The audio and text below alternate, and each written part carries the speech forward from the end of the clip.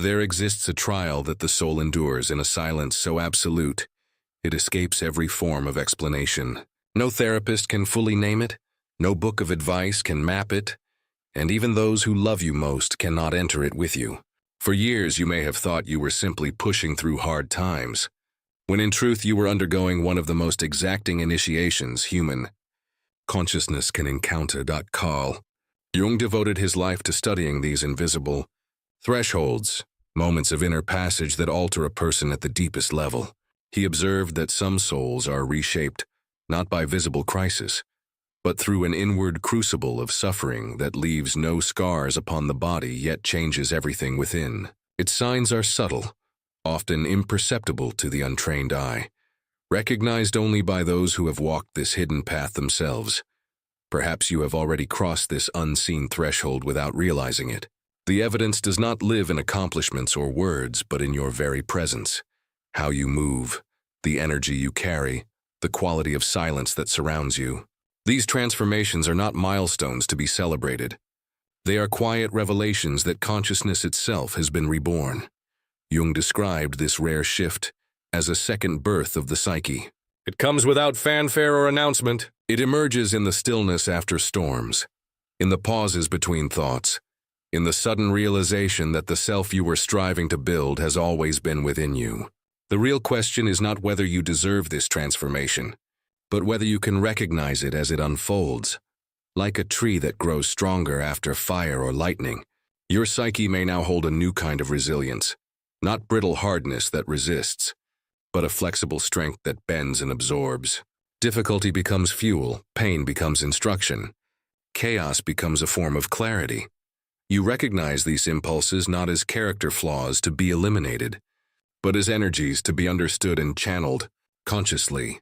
Your anger has transformed from something that either exploded destructively or fed in repression into what Jung might have called sacred fire.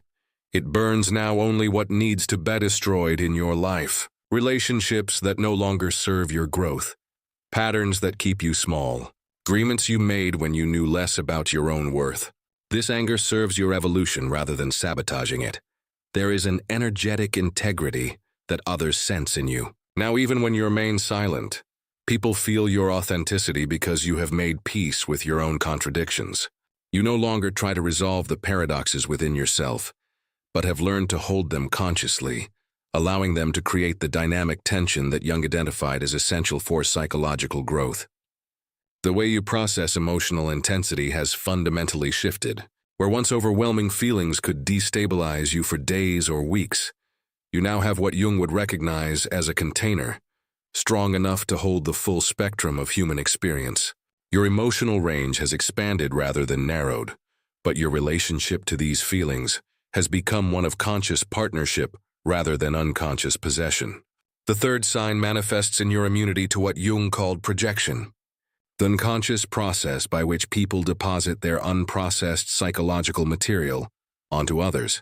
You have developed an almost scientific ability to observe when someone is making you responsible for emotions, reactions, or insights that belong to them.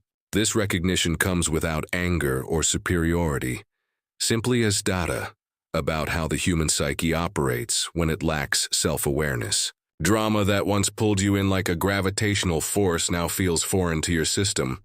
You watch triangulations, manipulations, and emotional games with the detached interest of a researcher studying natural phenomena. Your compassion has evolved from the codependent variety that sacrifices itself to rescue others into what Jung would recognize as mature compassion, the kind that offers presence without losing itself in another's suffering. Jung wrote about what he called the transcendent function, the psychological capacity to position oneself above dualistic conflicts and perceive larger patterns at work. This function is activated within you. When others bring you their crisis, you no longer experience the automatic anxiety that once made their emergencies your emergencies. Instead, there is a serene recognition of the limits of your responsibility and the wisdom of allowing others to meet their own challenges. You find yourself naturally stepping back from situations where your energy is being used to maintain someone else's emotional equilibrium.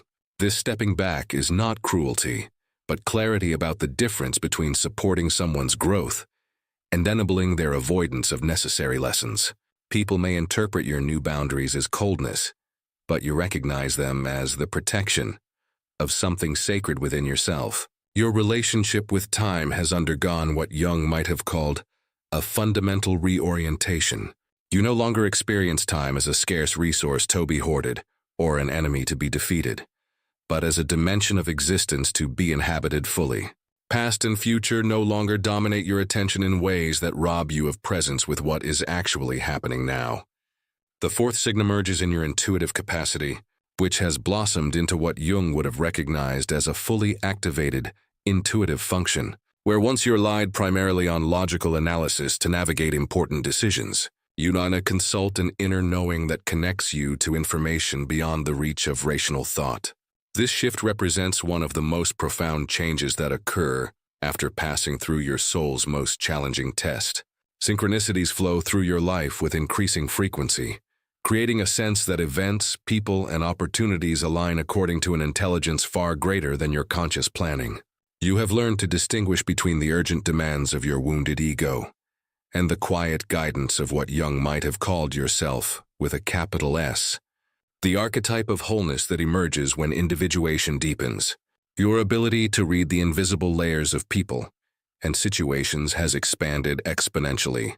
You perceive motivations, patterns, and outcomes that remain completely hidden to others, not through cynicism or suspicion, but through a refined sensitivity to the energetic information that flows beneath surface appearances. This gift comes with its own challenges, as you often see potentials and pitfalls long before they become obvious to those around you. Decision-making no longer requires extensive pros and cons lists or consultations with multiple advisors. Instead, you have developed what Jung would recognize as a direct line to your own ancestral wisdom, an inner counsel that has access to knowledge accumulated, not just through your personal experience, but through the collective wisdom of those who walked similar paths before you.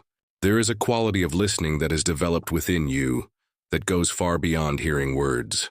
You attune now to the spaces between sentences, the emotions hiding beneath explanations, the soul speaking through the persona that someone presents to the world. This listening is not analysis but reception, not judgment, but witnessing of the full spectrum of human complexity that each person carries. The fifth sign reveals itself in your embrace of what Jung understood as the natural cyclical nature of psychological development. You have integrated the archetype of death and rebirth so completely that you no longer fear the periods when your life seems to dissolve or when familiar structures fall away.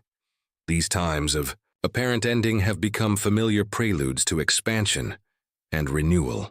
Your relationship with uncertainty has transformed from avoidance into what Jung might have called active engagement, where once you needed to know outcomes before taking action. You now recognize that the most meaningful growth occurs in the space between decision and result, in the willingness to act from inner alignment rather than guaranteed external success. There is an energetic economy at work within you now that protects your vital resources for what genuinely matters. Your energy is no longer in a constant state of emergency scattered across dozens of commitments, relationships, and projects that drain more than they nourish. Instead, you have learned to invest your life force strategically like a wise gardener who knows which plants will thrive and which will consume nutrients without producing fruit. You understand that growth moves in spirals rather than straight lines, revisiting similar themes at progressively deeper levels of consciousness. This recognition brings tremendous patience with your own process and compassion for the apparent repetition of certain challenges. What once felt like failure to progress now feels like the natural deepening that occurs when consciousness expands, in layers rather than leaps. Your creativity has undergone what Jung would recognize as a fundamental shift from external achievement to internal expression. You create now not to prove your worth or gain recognition, but because creation itself has become a form of communion with the life force that moves through you. This shift transforms work from obligation into offering, from burden into blessing. The sixth sign emerges in your relationship with external validation.